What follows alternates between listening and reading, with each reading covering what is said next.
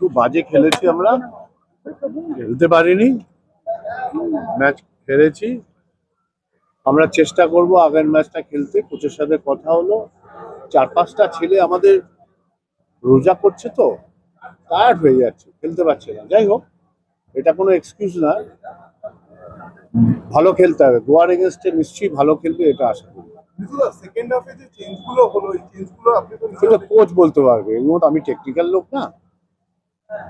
আমি না না, ভাগ্য তো তো এখন বললে তো আবার অন্যরকম হবে। আমরা তো পেনাল্টির থেকে বঞ্চিত হলাম কেন? হাতে বল লাগলো, কবে রেড কার্ডটা হয়ে যায়।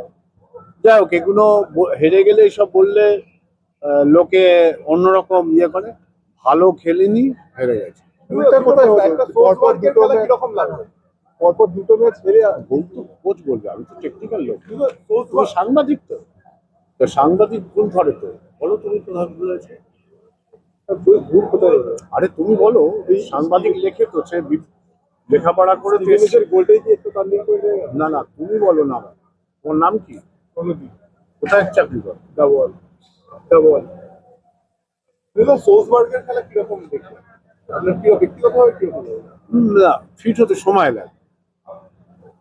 আজকে রশিদকেও কিছুটা নিষ্প্রভ দেখাচ্ছিল। হ্যাঁ, ওরা তো রোজা করছে, প্রবলেম। রশিদ টোটাল টিমটাই ক্লাবস করেছে, হাফ লাইনটা খেলতে পারিনি, যার জন্য প্রবলেম হয়েছে।